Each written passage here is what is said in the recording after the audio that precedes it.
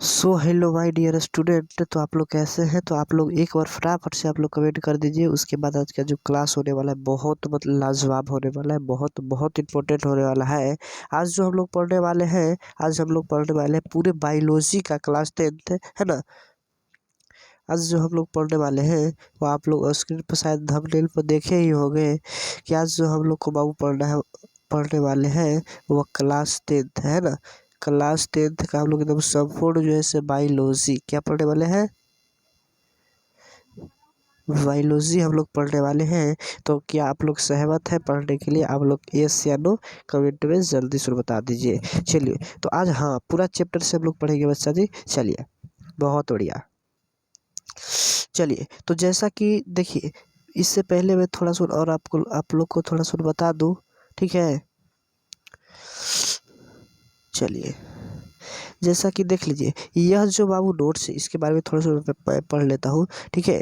यह जो नोट्स है, यह नोट्स के माध्यम से आप लोग को जो क्लास 10th का जो बायोलॉजी है बाबू, वह रिवीजन देख सकते हैं आप, रिवीजन आसानी से आप लोग कर सकते हैं, ठीक है। और बिहार बोर्ड के जो एग्जाम में जो है 8 गो लघु लघु उत्तरीय प्रश्न आता है। कितने प्रश्न आता है?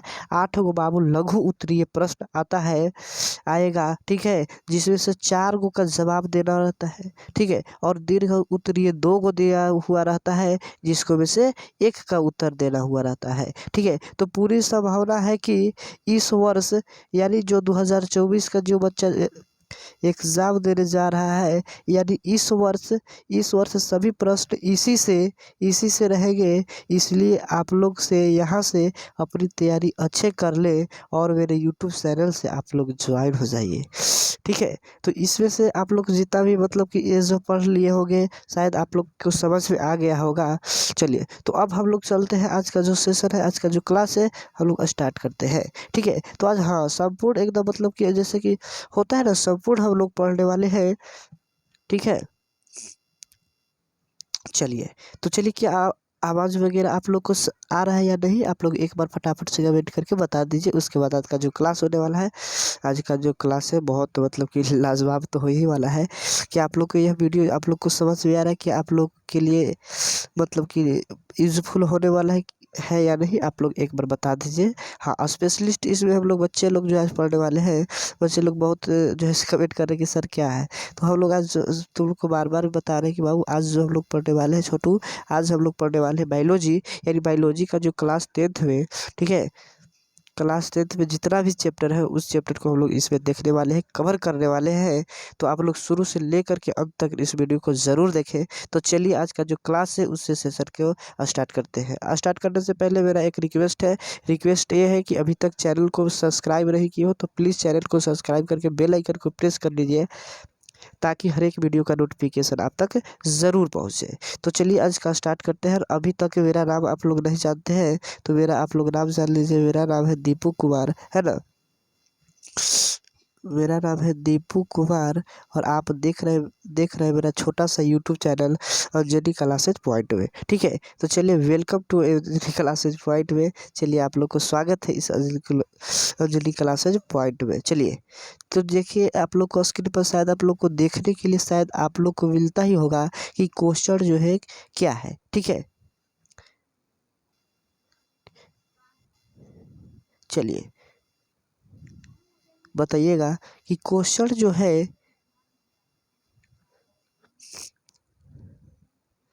चलिए हाँ चलिए आप लोग रेडी है। चलिए हम लोग बाबू स्टार्ट करते हैं। आज का जो सेशन है, आज का जो क्लास है हम लोग ज़बरदस्त तरीके से स्टार्ट करते हैं। चलिए देखिए पहला क्वेश्चन कहता है कि जैव प्रक्रम क्या है ना, ठीक है। हाँ बहुत बढ़िया। एक चैप्टर से हम लोग एकदम चैप्टर विथ हम लोग लेके चलेंगे। एक चैप्टर से ले करके जितना भी चैप्टर है बायोलॉजी में वो सारा के सारा इसी वीडियोस के अंतर्गत हम लोग कवर करने वाले हैं। तो चलिए आज ये फटाफट से, हालांकि है ना, ताकि जो है से वीडियो से जो है से बहुत ही लंबा होगा। हालांकि मतलब 1 डेढ़ घंटा तक में हम लोग सभी चैप्टर को ख़त्म कर लेंगे, ठीक है। चलिए तो क्वेश्चन नंबर फर्स्ट आप लोग देखते ही होंगे कि जैव पराक्रम क्या है, ठीक है। चैप्टर नंबर 1 से हम लोग चल रहे हैं, ठीक है। कि जैव पराक्रम क्या है, तो वे सारी क्रियाएं जिनके द्वारा जीवों का अनुरक्षण होता है, होता है उसे क्या कहते हैं, जैव पराक्रम कहते हैं। वे सारी क्रियाएं जिसके द्वारा जीवों का क्या होता है, अनुरक्षण होता है, उसी को हम लोग बाबू क्या कहते हैं, जल्दी से बताना। तो बताओगे कि सर होता है जैव पराक्रम कहते हैं। ठीक है, जैसे में हम लोग ले लेते हैं पोषण, क्या ले लेते हैं, जल्दी से बताना। जैसे में एक हो गया बाबू पोषण, ठीक है, और दूसरा भी हो गया शोषण, और तीसरा भी क्या हो जाएगा, परिवहन, और एक जो चौथा ले लिया हम लोग उत्सर्जन। ठीक है, कि आप लोग को बहुत बढ़िया से आप लोग को समझ में आते होगा। तो चलिए हम लोग क्वेश्चन नंबर 2 की ओर चलते हैं। ठीक है, चलिए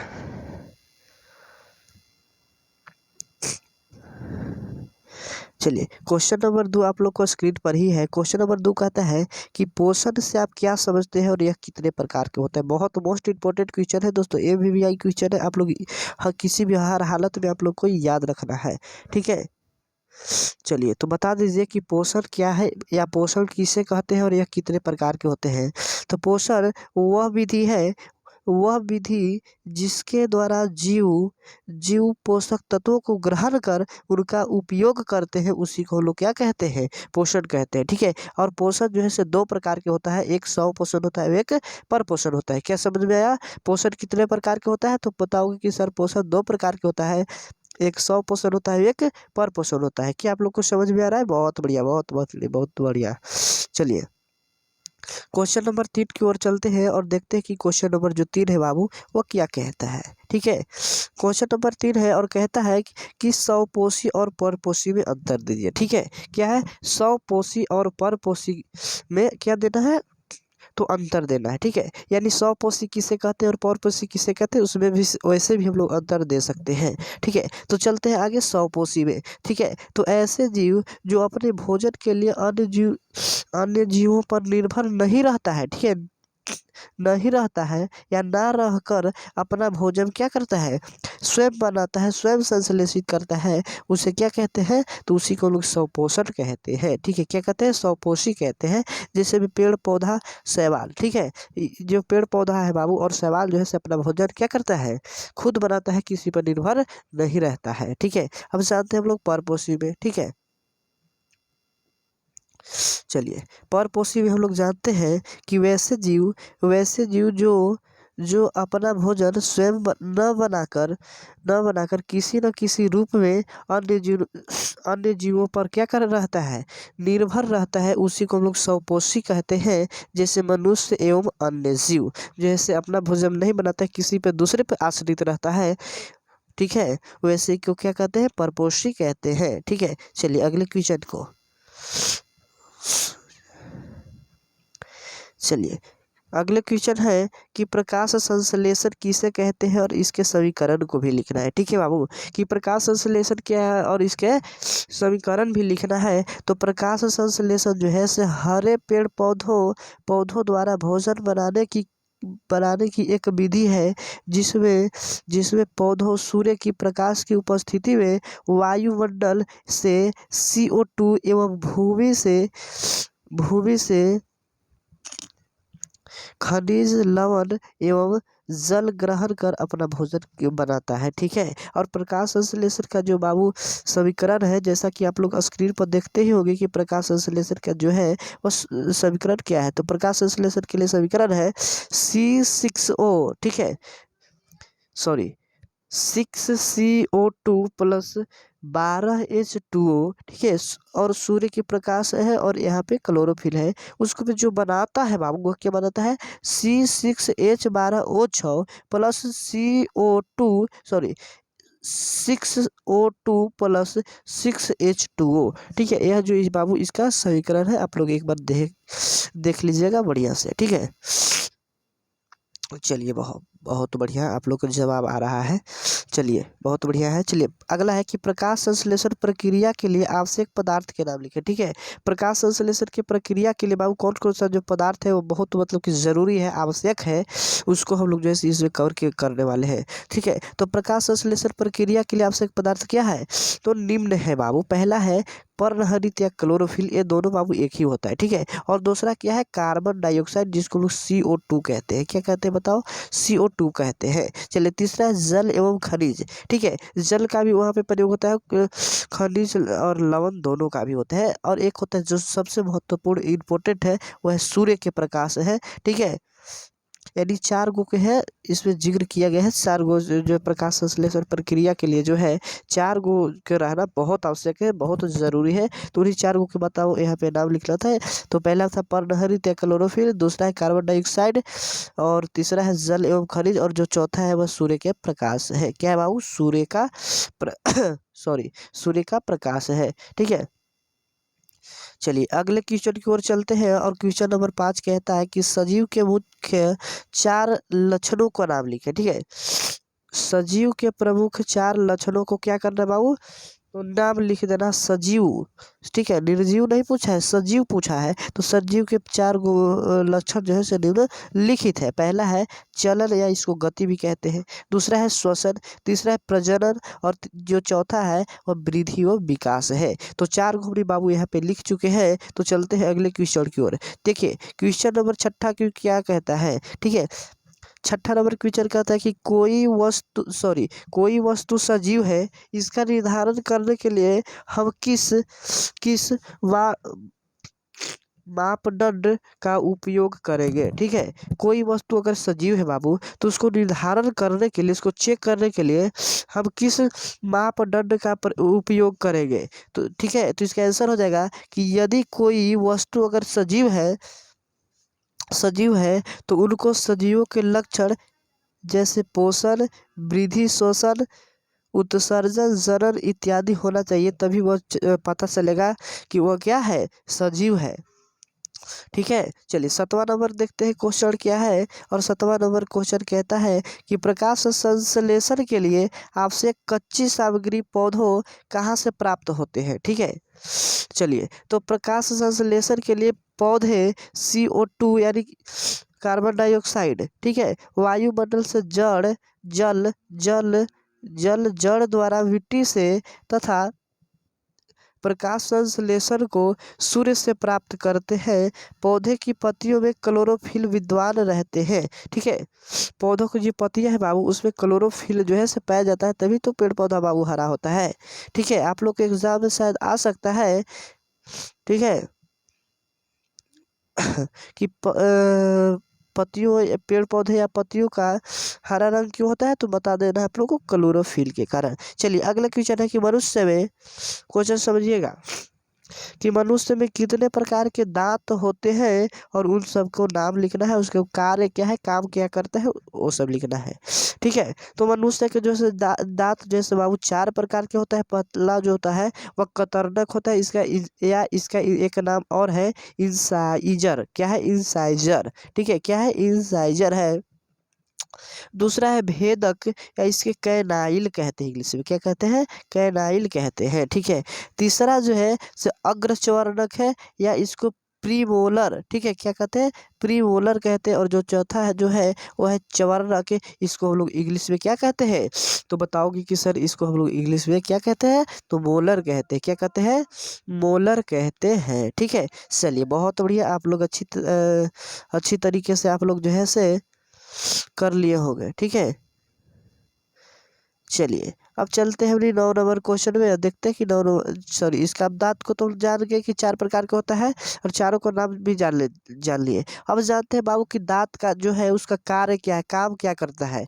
तो देखो पहला जो दांत था उसका नाम था कतरनक। क्या था? कतरनक। देखिए समझिएगा, कतरनक था, उसका काम क्या भाई, तो यह भोजन को कुतरने या काटने का काम करता है कतरनक, इसीलिए इसको नाम क्या है, कतरनक रखा गया है।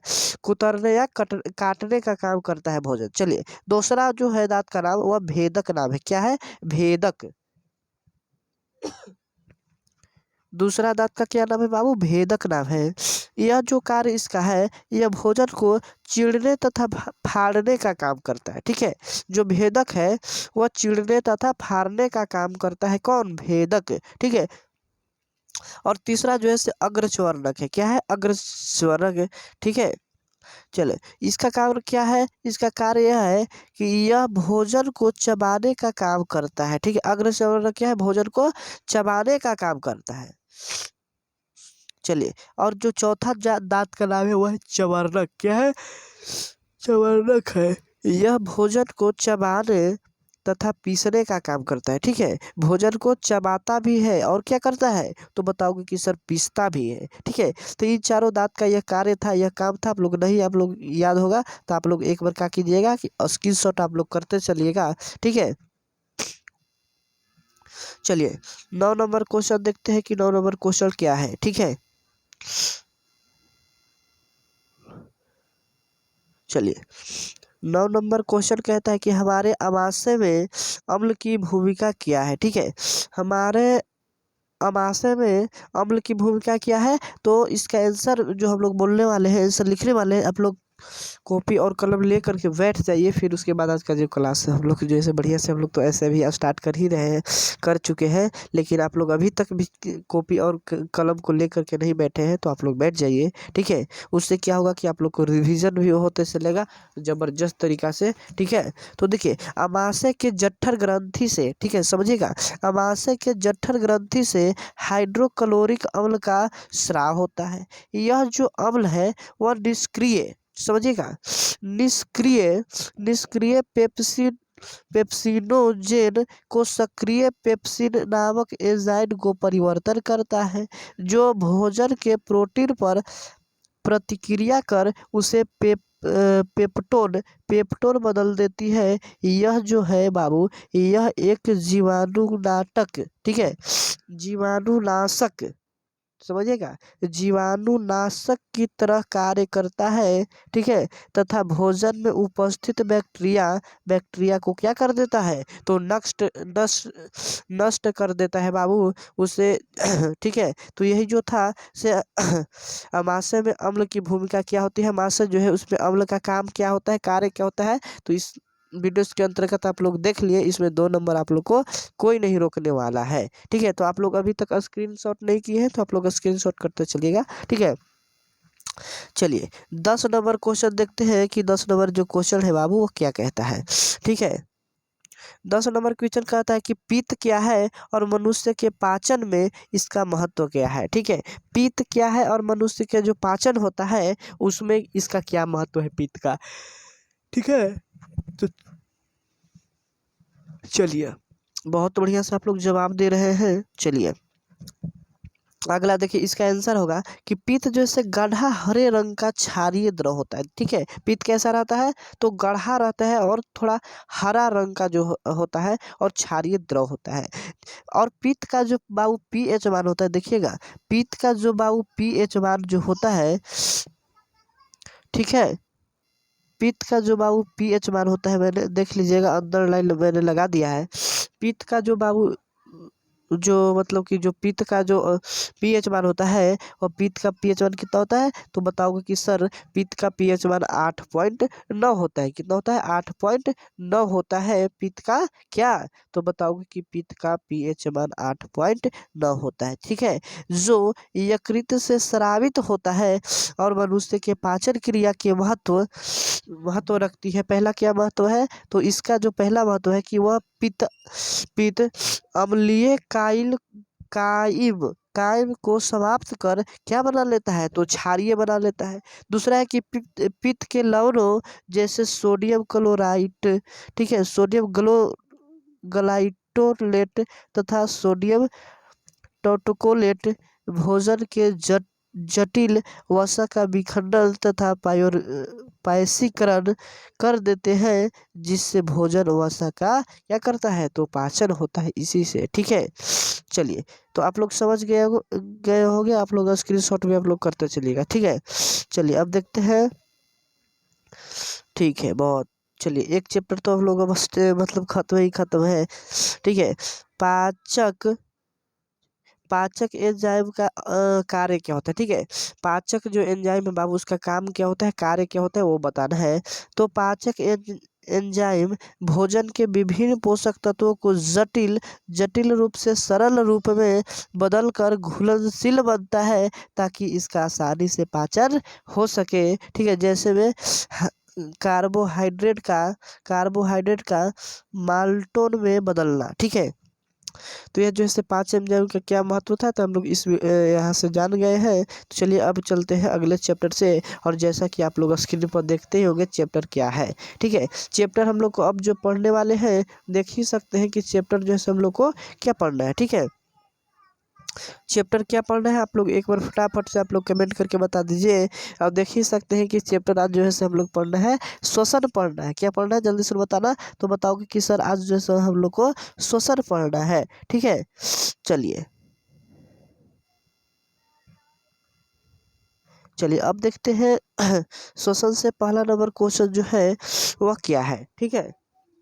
श्वसन से जो बाबू पहला नंबर क्वेश्चन है वो क्या है कि श्वसन की परिभाषा दे, ठीक है। यानी श्वसन किसे कहते हैं, ठीक है। तो श्वसन एक ऐसी प्रक्रिया है जिसमें वातावरण से ऑक्सीजन ग्रहण कर शरीर की कोशिकाओं में पहुंचाया जाता है, जहां ऑक्सीजन ग्लूकोज का ऑक्सीकरण कर CO2, ठीक है, CO2 CO2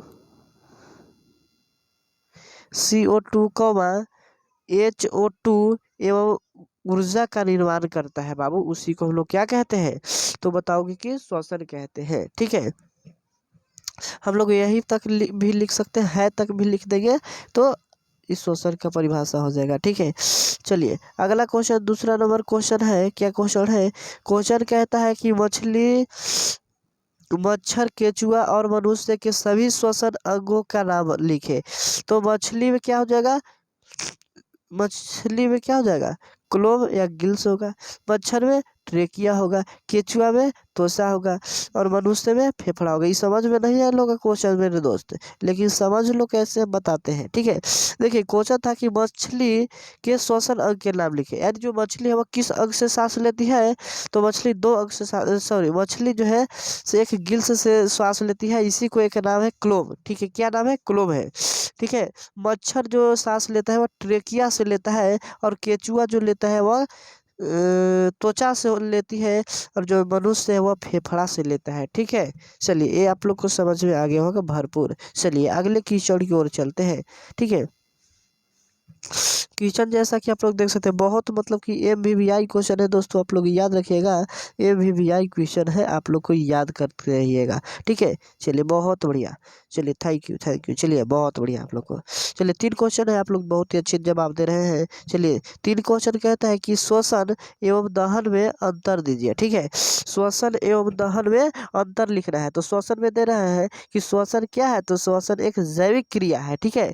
इनमें पदार्थों का धीमी धीमी गति से ऑक्सीकरण होता है, ठीक है। और इस क्रिया में निकली ऊर्जा ATP एडेनोसिन ट्राइफॉस्फेट के रूप में संश्लित रहती है, ठीक है। चौथा है कि यह एक नियंत्रित क्रिया है तथा कम ताप पर होती है, ठीक है। तो यह जो है श्वसन के बारे में हम लोग जान लिए हैं। अब जानते हैं बाबू दहन के बारे में, ठीक है। किसके बारे में, तो दहन के बारे में। चलिए आप लोग एक बार स्क्रीनशॉट कर लीजिए, नहीं है तो ठीक है। थोड़ा सा मैं इसको जूम इन कर देता हूँ। चलिए चलिए बता दें एक बार, आप लोग जो है से स्क्रीनशॉट शायद कर लिए होंगे।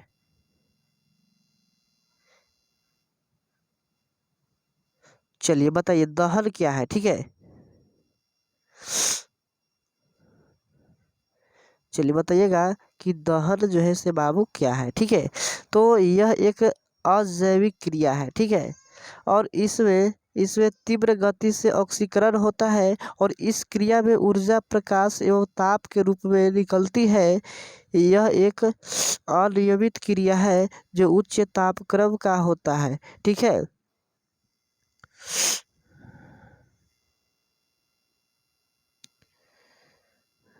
चलिए अगले क्वेश्चन की ओर देखते हैं। और क्वेश्चन जैसा कि स्क्रीन पर ही है, क्वेश्चन कहता है कि किण्वन क्या है, ठीक है। क्वेश्चन क्या है बाबू कि किण्वन क्या है, इसका समीकरण भी लिखना है, ठीक है। तो किण्वन एक एक जैव जैव रासायनिक क्रिया है। इसमें जटिल कार्बनिक यौगिक यौगिक सूक्ष्म सजीवों की सहायता से सरल कार्बनिक यौगिक में विघटित होते हैं और इस क्रिया में ऑक्सीजन की आवश्यकता नहीं पड़ती है। किण्वन के प्रयोग में एल्कोहल तथा शराब का निर्माण होता है, ठीक है। एल्कोहल मतलब शराब होता है, ठीक है। आप लोग समझते चलिएगा। चलिए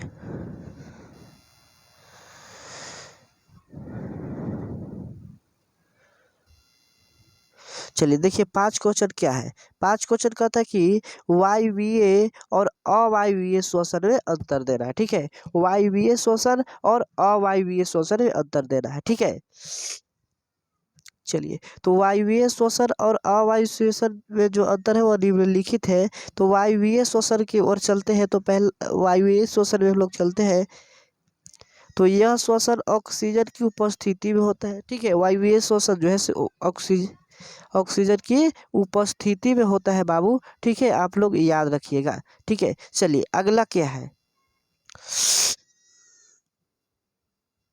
अगला है कि इस श्वसन में ग्लूकोज का पूर्ण ऑक्सीजन होता है तथा CO2 एवं जल का निर्माण होता है। ठीक है, तीसरा है कि वायवीय श्वसन का प्रथम चरण कोशिका द्रव में तथा द्वितीय चरण माइक्रोकॉन्डिया में पूरा होता है। ठीक है, और जो चौथा जो है वह वायवीय श्वसन में अधिक ऊर्जा मुक्त होती है। ठीक है, वायवीय श्वसन में क्या होता है बाबू, अधिक ऊर्जा मुक्त होता है। ठीक है, चलिए अगले क्वेश्चन है।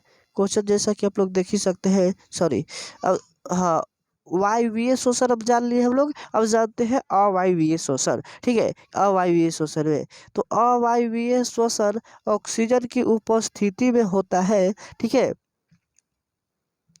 इनमें ऑक्सीजन का आंशिक ऑक्सीजन होता है और अवायवीय श्वसन लैक्टिक अम्ल का निर्माण होता है। अवायवीय श्वसन की पूरी क्रिया कोशिका द्रव्य में होती है। अवायवीय श्वसन में बहुत कम ऊर्जा मुक्त होता है। ठीक है, उसमें बहुत अधिक होता है वायवीय में, और इसमें बहुत कम ऊर्जा जो है से मुक्त होता है। चलिए चलिए क्वेश्चन नंबर 6 है कि श्वसन एवं श्वासोच्छ्वास में अंतर दीजिए। ठीक है, चलिए तो श्वसन एक ऐसी प्रक्रिया है। श्वसन एक ऐसी प्रक्रिया है जिसमें जिसमें वातावरण से ऑक्सीजन ग्रहण कर शरीर की कोशिकाओं में पहुंचाया जाता है, जहां ऑक्सीजन ग्लूकोज का ऑक्सीकरण कर CO2 या H2 एवं ऊर्जा का निर्माण करता है। और श्वासोच्छ्वास में होता है कि मनुष्य में सांस लेने तथा छोड़ने की प्रक्रिया को क्या कहते हैं, श्वासोच्छ्वास कहते हैं। ठीक है,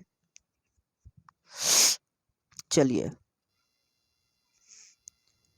अगले क्वेश्चन है 7 क्वेश्चन।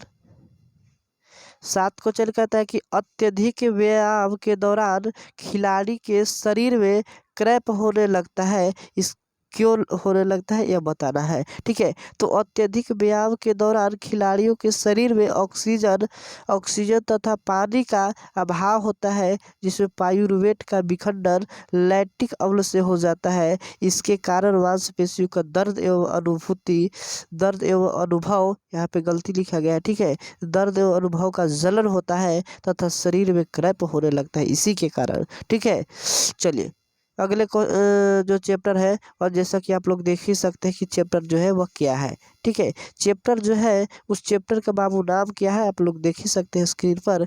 उसका जो चैप्टर है उस चैप्टर का नाम आप लोग बहुत अच्छी प्रकार से देखते ही होंगे कि चैप्टर का जो नाम है वह क्या है। तो बताओगे कि सर चैप्टर का जो नाम है वह परिवहन है। क्या है बताओ, परिवहन है, परिवहन। चलिए आज हम जो है परिवहन को भी हम लोग जो है से यहाँ पे देखते हैं।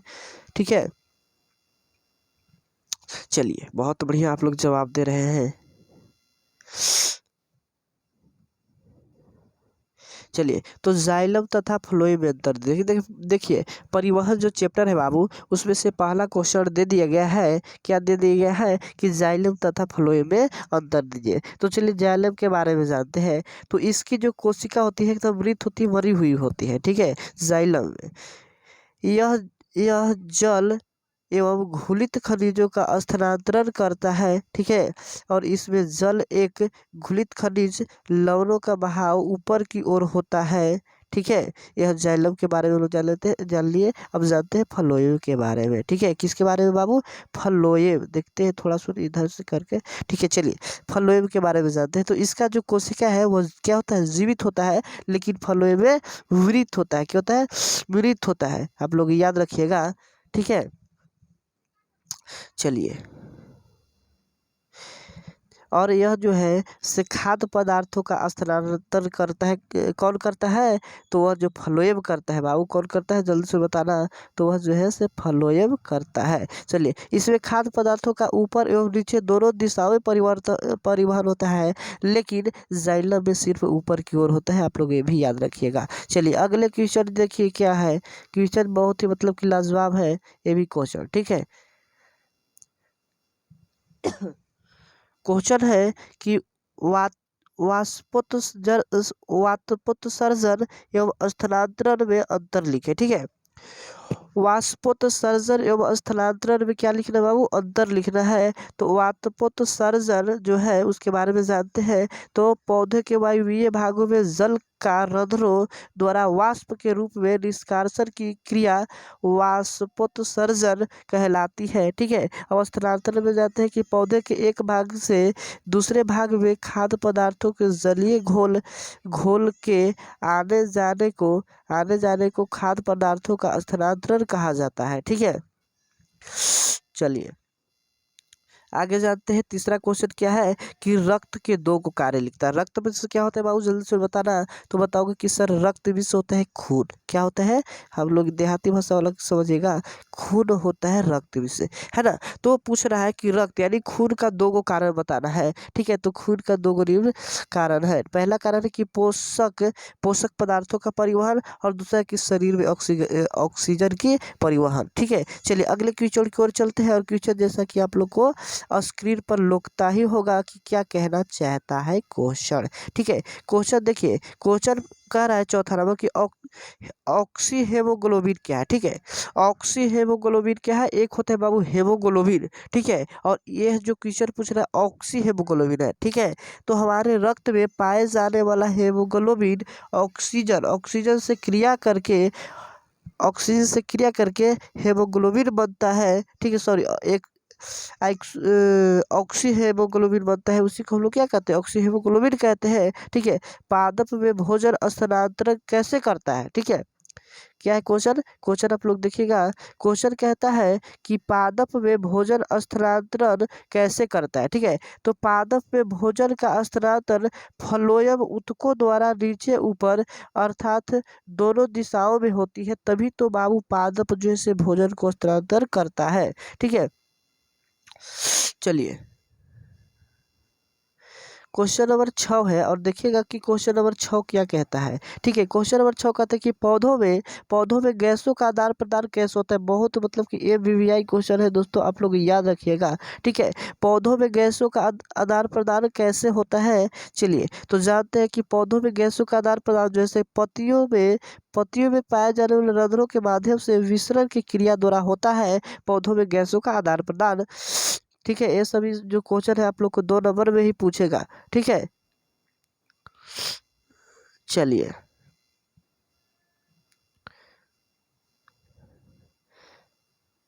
चलिए अगला क्वेश्चन देखते हैं। 7 क्वेश्चन की क्या कहता है, ठीक है। 7 क्वेश्चन जैसा कि आप लोग स्क्रीन पर देखते होंगे कि 7 नंबर क्वेश्चन क्या कहता है। 7 नंबर क्वेश्चन कहता है कि धमनी तथा शिरा में अंतर बताइए, ठीक है। धमनी तथा शिरा में अंतर बताता है। चलिए धमनी के बारे में जानते हैं। तो यह शुद्ध तथा ऑक्सीजनित रक्त का परिवहन हृदय से संपूर्ण शरीर में करता है, ठीक है। और दूसरा जो है से धमनी की भित्ति लसिका एवं मोटी होती है, ठीक है। और तीसरा है फुफ्फुस, ठीक है। फुफ्फुस धमनी अशुद्ध रक्त का परिवहन करता है। चलिए धमनी के बारे में जानते हैं, ठीक है। सॉरी यहाँ पे देखिए, चलिए हम बताते हैं। थोड़ा सा आप लोग इस क्वेश्चन को देखिएगा। यहाँ पे टाइपिंग करते समय जो है से गलती पे लिख दिया, धमनी नहीं होगा, यहाँ सीरा होगा, ठीक है। क्या होगा बाबू? सीरा, ठीक है। सीरा हो जाएगा, ठीक है। चलिए यहाँ पे लिखे दीजिए, यहाँ पे सीरा होगा, हम अपने से जान लेंगे, ठीक है। चलिए सीरा के बारे में हम जानते हैं। तो ये अशुद्ध बिया ऑक्सीजनित जनित रक्त को संपूर्ण शरीर से हृदय तक लाने का कार्य करता है और शिरा की भित्ति लसिका एवं पतली होती है। फुफ्फुस शिरा शुद्ध रक्त का परिवहन करता है। ठीक है, चलते हैं अगली क्वेश्चन की ओर और देखिए क्वेश्चन क्या कहता है। बहुत ही मतलब कि लाजवाब क्वेश्चन शायद मुझे लगता ही है। लगता ही क्या है, बहुत बार क्वेश्चन पूछा जाता है कि रक्त एवं लसिका में अंतर लिखे। ठीक है, रक्त के बारे में जानते हैं, नहीं खून के बारे में ना। ठीक है, क्या है, खून के बारे में जानते हैं, रक्त के बारे में। तो रक्त जो है से लाल रंग का होता है। रक्त में लाल रक्त कोशिकाओं में पाई जाती है। रक्त वाहिनियों में प्रवाहित होता है। रक्त में प्रोटीन की मात्रा क्या होती है, सबसे अधिक होती है। ठीक है, अब लसिका के बारे में हम लोग जान लें। ठीक है, किसके बारे में, लसिका के बारे में। तो लसिका रंगहीन या हल्का पीला होता है। ठीक है, और लसिका में लाल रक्त कोशिकाएं यानी आरबीसी, रेड ब्लड कॉर्पोरेशन। ठीक है, रेड ब्लड कॉर्पोरेशन होता है इसका फुल फॉर्म। जो है से रेड ब्लड कॉर्पोरेशन नहीं होता है। ठीक है, और लसिका की कोशिकाओं के बीच स्थित स्थानों में प्रवाहित होती है। ठीक है, लसिका में रक्त की स्पीकेट प्रोटीन की मात्रा में कम होती है। ठीक है, चलिए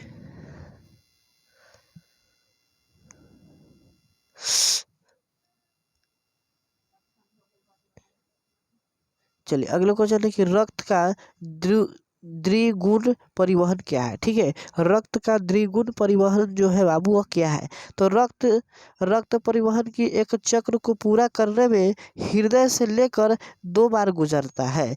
एक बार यह शुद्ध और एक बार अशुद्ध रहता है।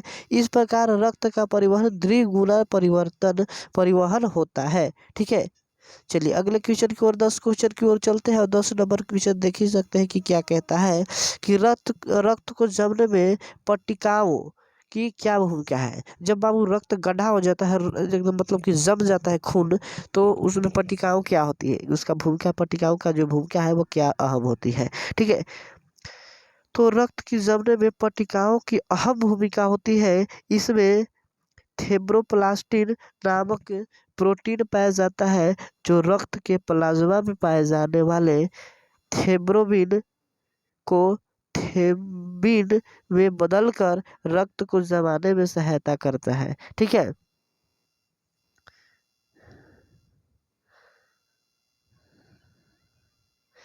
चलिए अगले क्वेश्चन की ओर चलते हैं और क्वेश्चन जैसा कि आप लोग देख ही सकते हैं और स्क्रीन पर कि क्वेश्चन क्या है। ठीक है, क्वेश्चन है, सॉरी, अब हम लोग को 3 चैप्टर तक हम लोग स्टार्ट कर लिए, सॉरी 3 चैप्टर तक हम लोग खत्म कर लिए हैं। अब चलते हैं 4 नंबर क्वेश्चन में। ठीक है, चैप्टर नंबर 4 चलते हैं और चैप्टर नंबर जो 4 है बाबू देख ही सकते हो स्क्रीन पर कि चैप्टर नंबर जो 4 है उसका नाम क्या है। ठीक है, तो बताना कि चैप्टर नंबर जो 4 है उसका नाम क्या है। जल्दी सुन, एक बार आप लोग कमेंट करके बता दीजिए कि चैप्टर नंबर 4 का जो नाम है वो क्या है। तो चैप्टर नंबर 4 का जो है नाम वह उत्सर्जन है। क्या है बाबू, उत्सर्जन है। चलिए, तो उत्सर्जन से जो भी क्वेश्चन वगैरह होगा हम लोग देखने वाले हैं। ठीक है,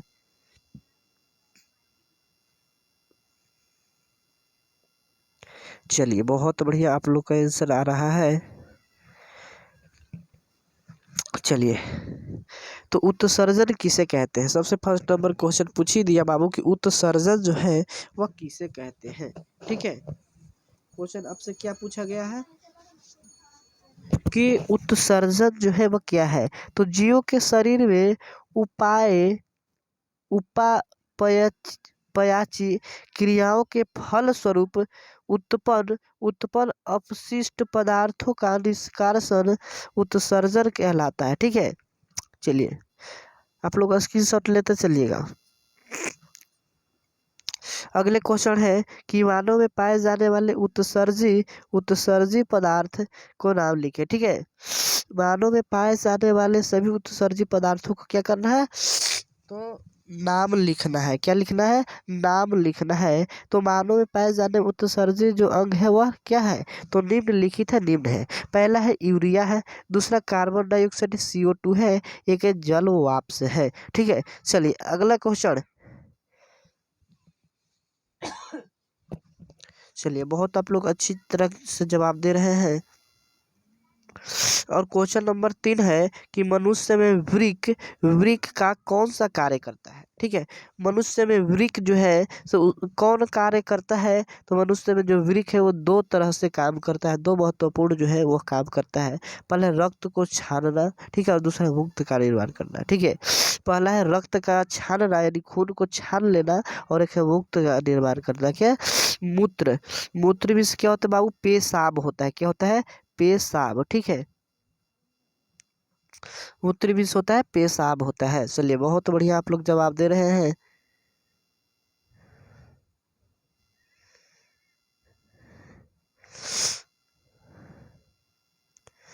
चलिए, अगले क्वेश्चन कर रहा है कि ग्लैमेरुलर, ठीक है, ग- गल ग्लैमेरुलर फिल्ट्रेशन क्या है। ठीक है, हालांकि ये क्वेश्चन पूछता नहीं है लेकिन जान लेते हैं।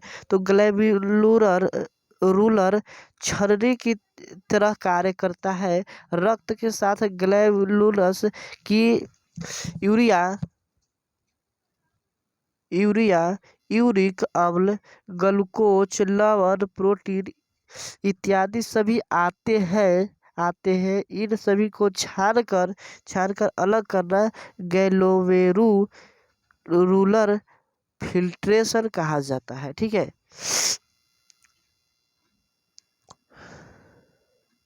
चलिए अगले क्वेश्चन 4 नंबर क्वेश्चन कहता है कि मानव मूत्र के अवयवों को प्रतिशत मात्रा क्या होता है। ठीक है, तो मानव मूत्र में जल का जो यूरिया तथा सोडियम क्लोराइड राइट रहते हैं। मानव मूत्र में 96% और 2% जल होता है, और 2% कितना क्या होता है तो अन्य।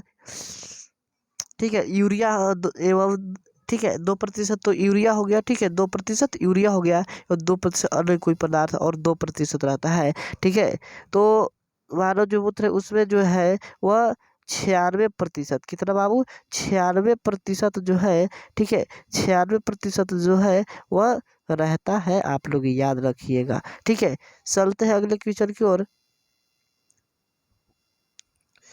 चलिए, 5 नंबर क्वेश्चन देखिए क्या है।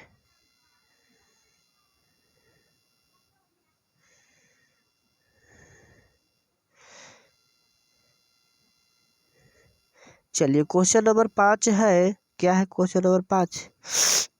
कि डायलिसिस, ठीक है, क्वेश्चन क्या है कि डायलिसिस मशीन किसे कहा जाता है। ठीक है, डायलिसिस मशीन किसे कहा जाता है।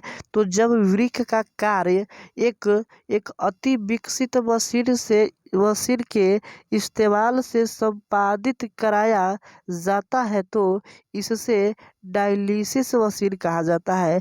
डायलिसिस मशीन एक कृत्रिम वृक्क की तरह कार्य करता है। ठीक है, चलिए अगला क्वेश्चन है कि डायलिसिस किसे कहते हैं। ठीक है, डायलिसिस किसे कहते हैं। ठीक है, वो वाला जो क्वेश्चन था वह डायलिसिस मशीन था, अभी सिर्फ डायलिसिस किसे कहते हैं। तो जब मनुष्य में रक्त को शुद्ध करने का काम किसी मशीन के द्वारा किया जाता है तो उसे डायलिसिस कहा जाता है।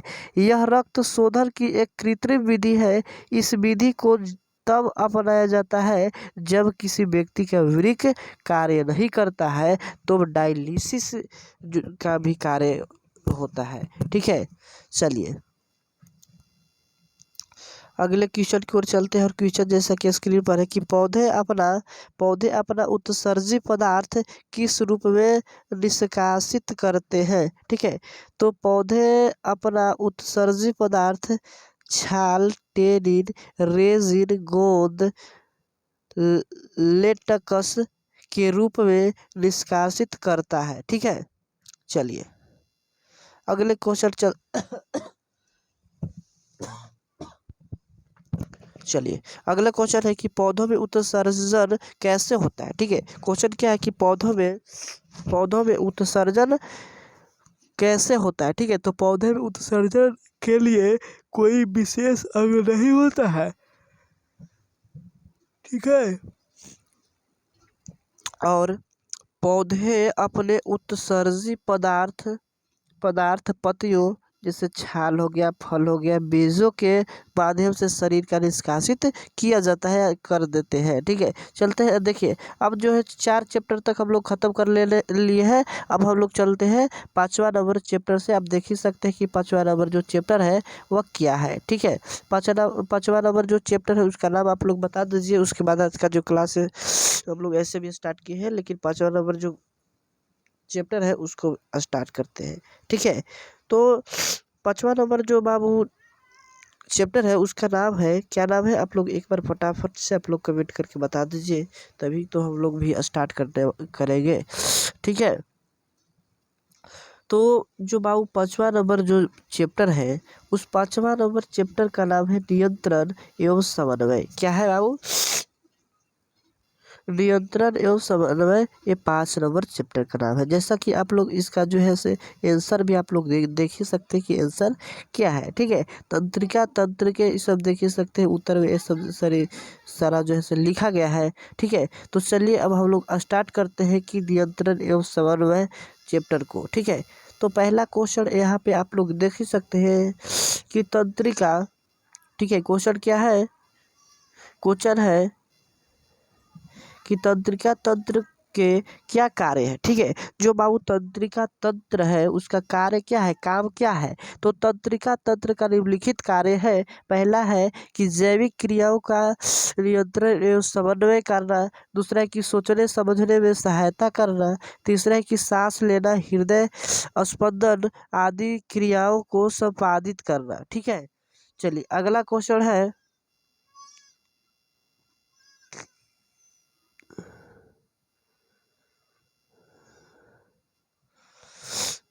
तंत्रिका ऊतक कैसे क्रिया करता है। ठीक है, तंत्रिका जो बाबू ऊतक है वह कैसे क्रिया करता है। चलिए, तो जो बाबू तंत्रिका ऊतक जो है वह न्यूरॉन सेल से मिलकर बना है। ठीक है, और सूचनाओं के आधार पर यह निर्णय लेते हैं तथा निर्णय को मांसपेशियों तक भेजते हैं। ठीक है, चलिए अगले क्वेश्चन है। अगले क्वेश्चन क्या है कि न्यूरोट्रांसमीटर क्या है। ठीक है, न्यूरो ट्रांसमीटर क्या है? तो न्यूरोट्रांसमीटर एक प्रकार का रासायनिक संदेह वाहक है जो एक रासायनिक सिनेप्स में मौजूद संकेतों को एक न्यूरॉन से दूसरे न्यूरॉन तक क्या करता है, तो पहुंचाता है बाबू। ठीक है,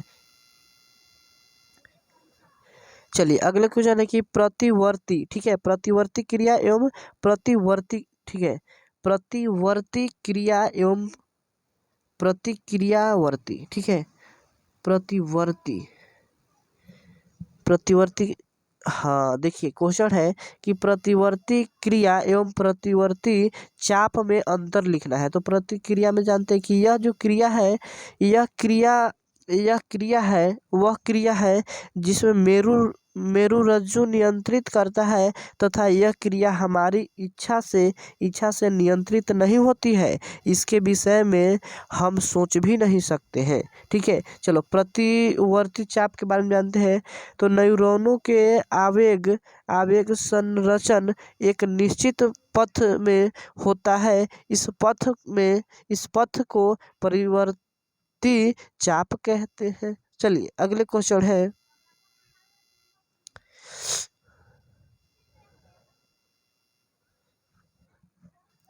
चलिए अगला क्वेश्चन है कि पादप हार्मोन क्या है। ठीक है, पादप हार्मोन क्या है? तो पादप जो हार्मोन है वो 2 पादपों हार्मोन का नाम है। पहला है कि पौधों में जैविक क्रियाओं के बीच समन्वय स्थापित करने वाले रासायनिक पदार्थों को हार्मोन कहते हैं। ठीक है, हार्मोन कहते हैं। पाद 2 पादप हार्मोन निम्नलिखित है। पहला ऑक्सीजन और दूसरा है जिबरेलिस। क्या है? जिबरेलिन। ठीक है, पहला ऑक्सीजन और दूसरा क्या है? जिबरेलिन। चलिए दूसरा अगला क्वेश्चन है, छठा क्वेश्चन नंबर है कि चलिए क्वेश्चन नंबर छठा है कि पादप में, ठीक है, पादप में प्रकाशानुवर्तन किस प्रकार होती है। ठीक है, पादप में प्रकाशानुवर्तन किस प्रकार होती है। ठीक है, तो पादप के तने के ऊपरी भाग के द्वारा प्रकाश स्रोत की दिशा की ओर गति करना करना प्रकाशानुवर्तन कहलाता है। पौधे का तना प्रकाश के प्रति अनुक्रिया दिखाता है, जिसके कारण यह उसी दिशा में मुड़ जाती है। ठीक है, चलिए अगले क्वेश्चन है कि दो दो पादप हार्मोन का नाम लिखे और उनमें एक एक का कार्य भी लिखना, एक को कार्य भी लिखना है। ठीक है, दो गो पादप के नाम लिखना है, उन दोनों का एक कार्य भी लिख देना है। तो दो गो पादप जो है से निम्नलिखित है। पहला है कि ऑक्सीजन, अभी तुम लोग को बताए कि दो गो पादप है। ठीक है, अब बताओगे कि सर अभी तो आप लोग बताए नहीं। तो देखिए मैंने अभी तुमको बताए बाबू, ये देखो एक ऑक्सीजन बताए थे और एक जिबरेलिन बताए थे। बताओ बताए हैं कि नहीं। ठीक है, तो वहीं पर तो इसका जिक्र किया गया कि दो गो पादप का नाम लिखना था, तो दो गो पादप लिख दे, एक ऑक्सीजन और एक जिबरेलिन। ठीक है, तो ऑक्सीजन यह हार्मोन का सॉरी किस हार्मोन का कार्य कोशिकाओं दुर्घन है। ठीक है, दुर्घन है, अर्थात यह पौधों के अग्रभाग में वृद्धि करता है। पर वहीं पर जिबरेलिन्स यह तना की वृद्धि में सहायता एवं बड़े आकार के फलों एवं सब्जियों का उत्पादन में भी सहायता करती है जिबरेलिन्स। ठीक है, चलिए चलिए अगले क्वेश्चन नंबर देखते हैं, 8 नंबर क्वेश्चन। ठीक है, चलिए क्वेश्चन नंबर 8 है,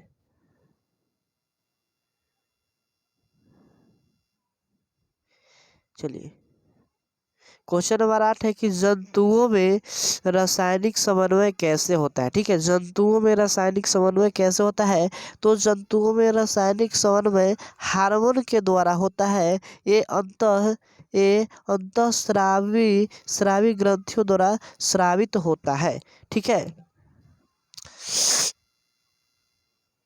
चलिए अगले क्वेश्चन है कि जंतुओं में रासायनिक समन्वय कैसे होता है। ठीक है, जंतुओं में रासायनिक समन्वय कैसे होता है। तो जंतुओं में रासायनिक समन्वय समन्वय जिसके हार्मोन कहलाते हैं। ठीक है, जिन्हें क्या कहलाते हैं, तो हार्मोन कहलाते हैं,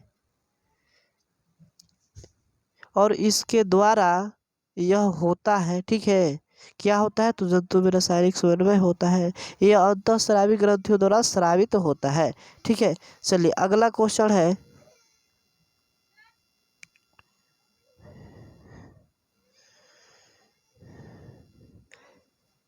चलिए अगला क्वेश्चन कहता है कि मधुमेह से आप क्या समझते हैं। ठीक है, या पूछ दिया जाता है कि मधुमेह क्या है।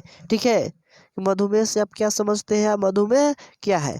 तो यह इंसुलिन हार्मोन का स्राव उचित मात्रा में नहीं हो तो मधुमेह नामक रोग हो जाता है। ऐसे रोग के युक्त को ग्लूकोज की मात्रा संतुलित एवं असंतुलित के बारे में आप लोग पढ़े होंगे कि संतुलित हो जाती है, और मधुमेह का उपचार इंसुलिन के इंजेक्शन द्वारा किया जाता है। इससे मधुमेह अस्थायी रूप से ठीक नहीं होता। इस बीमारी का परहेज उचित पीन खान पीन द्वारा नियंत्रित में रखा जाता है। ठीक है, चलिए अगले क्वेश्चन है, क्वेश्चन क्या है कि आयोडीन की कमी से कौन सा बीमारी होता है तथा क्यों होता है। ठीक है, तो आयोडीन के जो कमी से होता है वो घेघा रोग होता है। ठीक है, और जब मनुष्य में आयोडीन की कमी होती है तो थायराक्सिन हार्मोन बनाने के लिए थायराइड ग्रंथि अधिक फैल जाती है, जिसके कारण से मानव का गला फूल जाता है, जिसे घेघा कहा जाता है। ठीक है, चलिए अगले क्वेश्चन है, क्वेश्चन क्या है कि मनुष्य में चीनी के पाचन में कौन हार्मोन सहायक होता है। तो मनुष्य के चीनी के पाचन में इंसुलिन नामक हार्मोन की सहायता होती है, जो अग्नाशय से स्रावित होता है। इस हार्मोन की कमी से मधुमेह नामक रोग हो जाती है। ठीक है, चलिए, ये भी क्वेश्चन बहुत बार पूछा गया है कि पिट्यूटरी ग्रंथि को मास्टर ग्रंथि क्यों कहा जाता है। बहुत बहुत मतलब कि लाजवाब है, वीवीआई क्वेश्चन है, आप लोग देख लीजिएगा एक बार ज़रूरी। ठीक है, तो पिट्यूटरी ग्रंथि को मास्टर ग्रंथि क्यों कहा जाता है, तो पिट्यूटरी ग्रंथि को मास्टर ग्रंथि कहा जाता है क्योंकि यह अंत यह यह अन्य सभी अंतःस्रावी ग्रंथियों से निकलने वाले हार्मोन को नियंत्रित करती है। ठीक है, चलिए अब देखते हैं छठा नंबर क्वेश्चन, सॉरी छठा नंबर चैप्टर है। ठीक है, जैसा कि आप लोग ये देख ही सकते हैं अब स्क्रीन पर। ठीक है, चैप्टर नंबर हम लोग अब 6 को स्टार्ट करने वाले हैं। ये शायद अंतिम ही चैप्टर है, लास्ट चैप्टर है। ठीक है, तो चैप्टर नंबर हम लोग 6 स्टार्ट करने वाले हैं। तो चलिए आप लोग चैप्टर नंबर 6 जो है उसका आप लोग क्या बता दीजिए, चैप्टर बता दीजिए कि कितना है। ठीक है, और उस चैप्टर का नाम क्या है। तो आप लोग बताइएगा कि सर चैप्टर जो है वह चैप्टर क्या है, जनन है। क्या है, जनन। ठीक है, जनन है। और चैप्टर नंबर कितना है, तो 6 है। ठीक है, कितना है, तो 6 है। चलिए, तो क्वेश्चन नंबर फर्स्ट आता है जनन से। क्या आता है आप लोग देख ही सकते हैं स्क्रीन पर कि जनन किसे कहते हैं और यह कितने प्रकार के होता है। ठीक है, जनन किसे कहते हैं बाबू, यह कितने प्रकार के होता है। तो जिस प्रक्रिया द्वारा जीव अपने अपने ही जैसे संतानों की उत्पत्ति करते हैं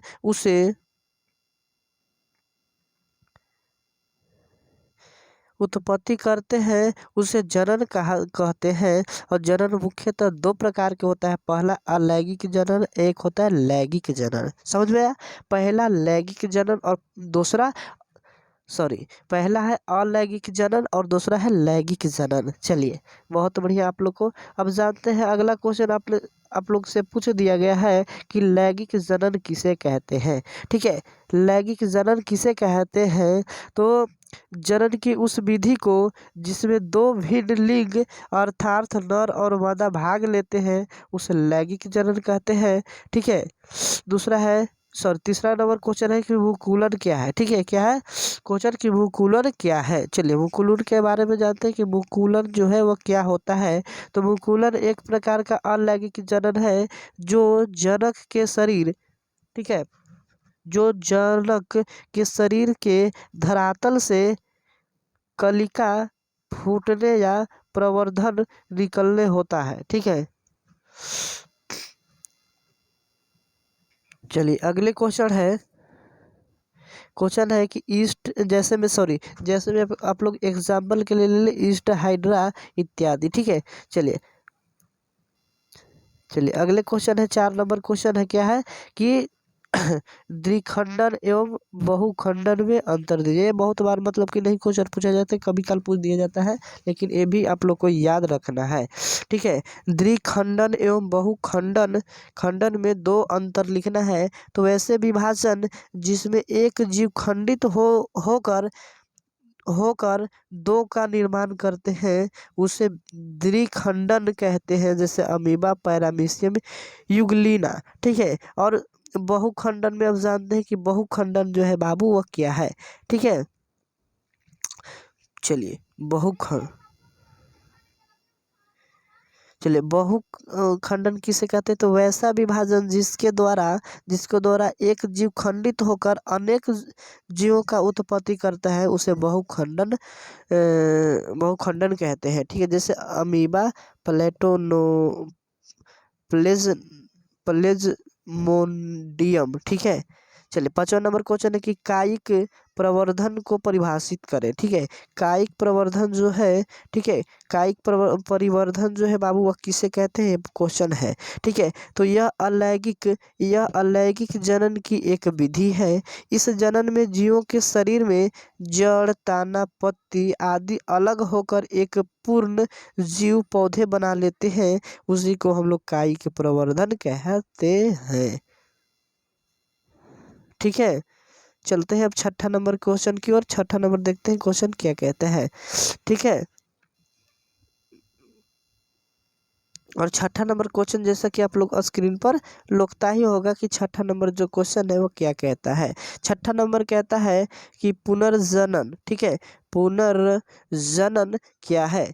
तो इस प्रकार के जनन में जीवों का शरीर किसी कारण से दो या दो से अधिक टुकड़ों में खंडित हो जाता है। प्रत्येक खंड अपने खोए हुए भागों का विकसित कर फिर से पूरा जीव बन जाता है, जैसे अस्पलाई अस्पलाई रोगाइरा, ठीक है, अस्पलाई रोगाइरा कहते हैं। ठीक है, जैसे में ये सब आप लोग याद रखिएगा इस क्वेश्चन को, हालांकि पूछता नहीं है। चलिए, हाँ ये क्वेश्चन देखिए आप लोग को बहुत बार पूछा गया है, शायद 2024 में भी पूछेगा। ठीक है, परागकण किसे कहते हैं, ठीक है, परागकण किसे कहते हैं, ठीक है। तो पर परागकण की परिभाषा दे, ये भी क्वेश्चन है। ठीक है, परागकण कहो या पर परागन परागन कहो, दोनों बात एक ही होता है। तो परागकण का पुष्प के वर्तिकाग्र तक पहुंचाना परागकण कहलाता है। एक पौधे से किसी दूसरी पुष्प के परागकणों का दूसरे पौधे तक वर्तिकाग्र तक पहुंचाना पर परागकण कहलाता है। ठीक है, चलिए अगले क्वेश्चन की ओर चलते हैं।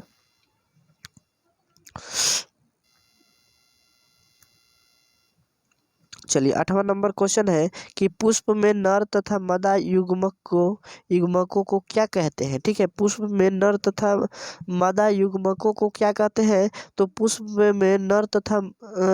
में नर युग्मक को पुमंग, क्या, नर युग्मक को पुमंग तथा या पुंकेसर कहते हैं, और मादा युग्मक को जयांग या स्त्री केसर कहते हैं। आप लोग इस क्वेश्चन को भी आप लोग याद रखिएगा। चलिए अब देखिए, इसको भी अंतर पूछ रहा है ना, इसमें अंतर पूछ रहा है, आप लोग देखिएगा थोड़ा ध्यान से। ठीक है, चलिए, स्वर परागकण एवं पर परागकण में अंतर बताना है। तो स्वर परागकण में हम लोग जानते हैं एक एक पौधे के पुष्प के परागकणों का उसी पौधे के किसी पुष्प के वर्तकांग्र तक पहुंचाना स्वर परागकण कहलाता है। और पर परागकण के बारे में जानते हैं। तो एक पौधे से किसी पुष्प के परागकणों का दूसरे पौधों में वर्तिकांग्र तक पहुंचाना पहुंचाना क्या कहता है, पर परागकण कहलाता है। ठीक है, चलिए एक क्वेश्चन आप लोग से नहीं पूछा जाता है। चलिए अगले क्वेश्चन को करते हैं। अपरा पलट का अर्थ क्या है, ये भी नहीं पूछा जाता है। ठीक है, चलिए अगला क्वेश्चन है कि गर्भ निरोधक, ठीक है, गर्भ निरोधक गोलियां के बारे में बताइए। ये भी नहीं क्वेश्चन आप लोग से पूछा जाता है। ठीक है, हाँ ये क्वेश्चन आप लोग से पूछा जाता है कि मनुष्य में होने वाले लैंगिक संचारित रोगों के नाम बताएं। तो मनुष्य में होने वाले लैंगिक संचारित का जो नाम है वो निम्न है। पहला है HIV, ठीक है, HIV एड्स, ठीक है। दूसरा है सिफिसिल, ठीक है, क्या है, सॉरी सिफलिस सिफलिस, ठीक है। और जो चौथा जो है वह क्लैमिडिया, क्या है, क्लैमिडिया है। ठीक है, अगला क्वेश्चन देखते हैं कि क्वेश्चन क्या है। ठीक है, चलिए क्वेश्चन देखते हैं कि अगला नंबर क्वेश्चन क्या है कि गर्भ निरोधक युक्ति को अपनाने के लिए कारण क्या है। ये भी नहीं आप लोग से पूछा जाता है। ठीक है, चलिए आनुवंशिकता एवं जैव विकास के बारे में जानते हैं। शायद ये आप लोग को अंतिम चैप्टर है, 7 number question, sorry 7 number chapter. ठीक है, चलिए आनुवंशिकता तथा जैव विकास के बारे में हम लोग जानते हैं, ये अंतिम चैप्टर है दोस्तों। ठीक है, चलिए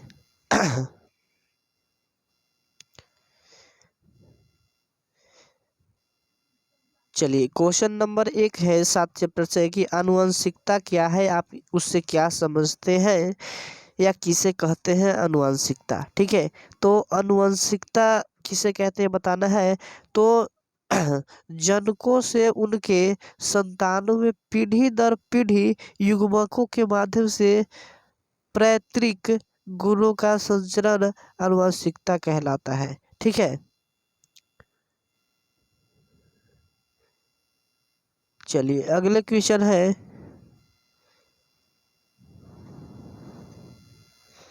चलिए क्वेश्चन है कि विभिन्नता किसे कहते हैं। ठीक है, विभिन्नता किसे कहते हैं, तो जीव के ऐसे गुण जो उसे अपने जन को अथवा अपनी ही जाति के अन्य सदस्यों से भिन्न बनाते हैं, उसे भिन्नता कहा जाता है। ठीक है, चलिए 3 नंबर क्वेश्चन जानते हैं कि 3 नंबर जो है से क्वेश्चन नंबर क्या है।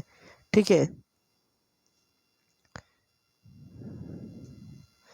चलिए 3 नंबर क्वेश्चन है कि समजात अंग किसे कहते हैं। हालांकि ये भी नहीं क्वेश्चन पूछा जाता है, लेकिन अब हम लोग कवर करिए लेते हैं। ठीक है, समजात अंग किसे कहते हैं, तो दो ऐसे अंग बने बने तो, ठीक है, दो ऐसे अंग बने तो एक जैसे हैं परंतु उनके कार्य जैसे अलग अलग होते हैं, उसे समजात अंग कहते हैं। जैसे मनुष्य का हाथ तथा कुत्ते का अप्रवाद अग्र अग्रवाद, बिल्ली के अग्रवाद से पक्षी के पंख। ठीक है, चलिए अगला है कि असमजात अंग किसे कहते हैं, तो ऐसे दो अंग जिसकी बनावट भिन्न है परंतु उसके कार्य एक जैसे होते हैं, उसे असमजात अंग कहते हैं, जैसे पक्षी और तितली के पंख। ठीक है, चलिए अगला क्वेश्चन है कि रेडियो कार्बन क्या है। ठीक है, क्वेश्चन क्या है कि रेडियो कार्बन क्या है। क्वेश्चन आप लोग को समझ में आ रहा है जी। रेडियो कार्बन रेडियो कार्बन का निर्धारण क्या है, तो एक जीवाश्म की वायु ज्ञात करने का एक वैज्ञानिक तरीका जो है उसी को रेडियो कार्बन काल निर्धारण कहलाता है। ठीक है, अगले क्वेश्चन है,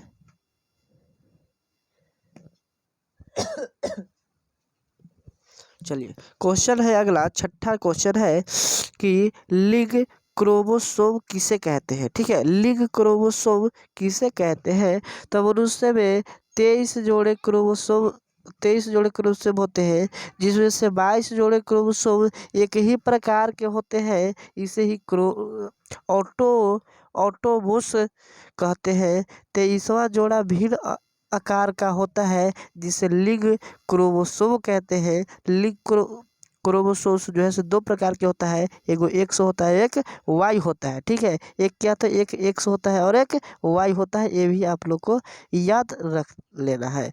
ठीक है, चलिए ये नहीं आप लोग को से क्वेश्चन जो है, ये जो क्वेश्चन है यह क्वेश्चन आप लोग से नहीं पूछा जाता है। ठीक है, चलिए अगले क्वेश्चन है कि जीन कोश किसे कहते हैं। ठीक है, जीन कोश किसे कहते हैं। ठीक है, तो किसी भी जाति विशेष के आबादी में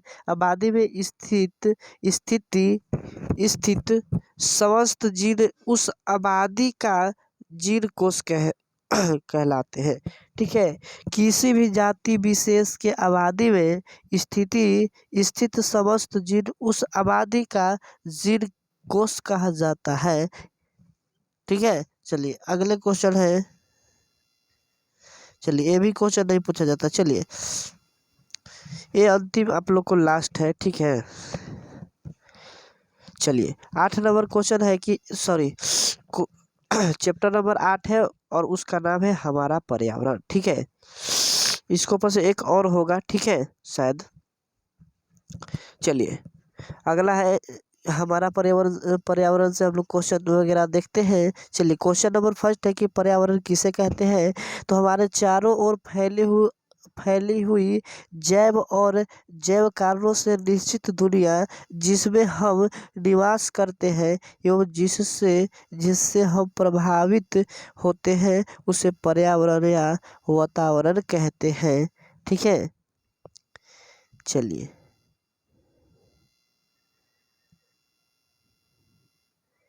चलिए अगले क्वेश्चन है कि पारिस्थितिकी तंत्र किसे कहते हैं। ठीक है, पारिस्थितिकी तंत्र किसे कहते हैं? तो जैव मंडल के विभिन्न घटक तथा उसके बीच ऊर्जा और पदार्थ का आदान प्रदान सभी एक साथ मिलकर पारिस्थितिकी तंत्र कहलाते हैं। ठीक है, चलिए अगला है कि उत्पादक क्या है।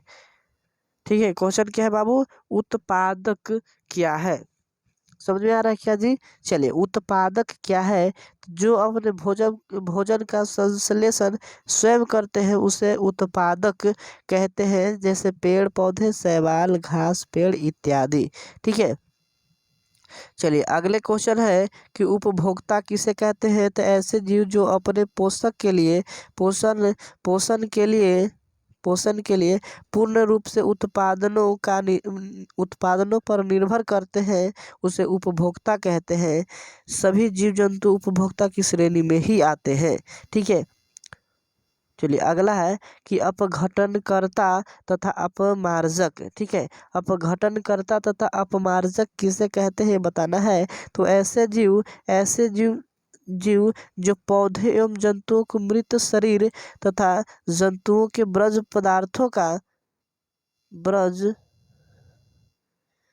ब्रज पदार्थों का अपघटन करता है, उसे अपघटता या अपमार्जक कहलाते हैं। ठीक है, चलिए अगले क्वेश्चन है कि आहार श्रृंखला क्या है। एक स्थलीय आहार श्रृंखला का उदाहरण भी दे देना है।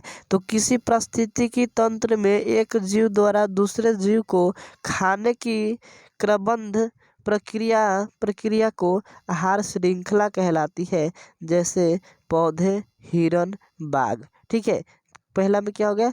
पौधे, दूसरा क्या है? दूसरा है हिरण। क्या है बाबू?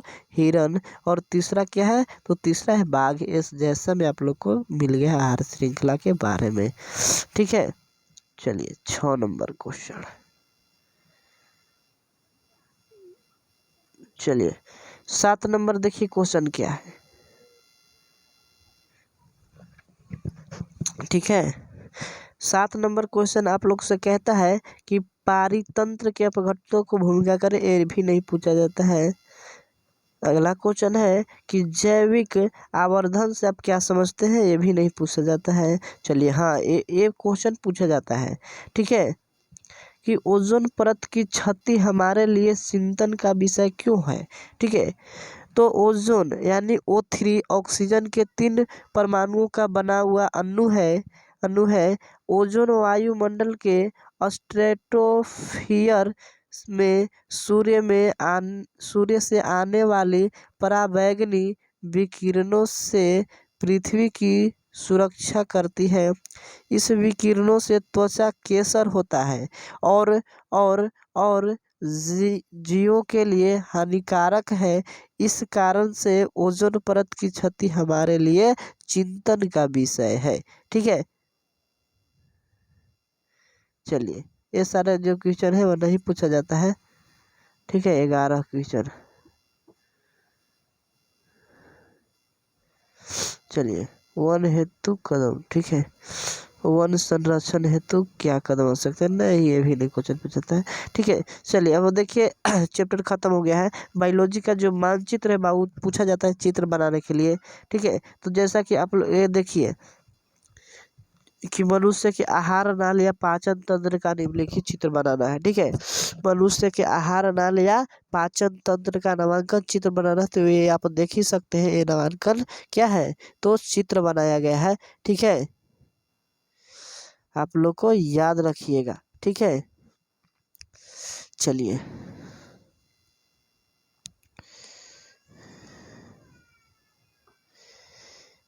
ये सभी जो आप लोग देख रहे हैं ये सभी जो है से वही है, चित्र बनाया गया है।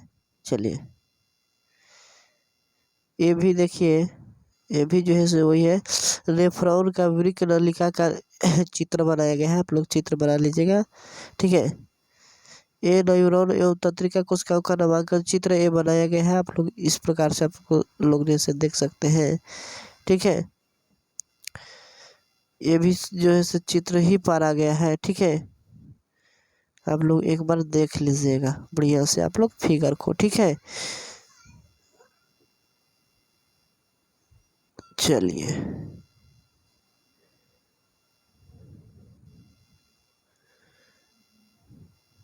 चलिए तो आज का जो क्लास है बाबू यहीं पे समाप्त होता है, और अगले दिन हम लोग जो है से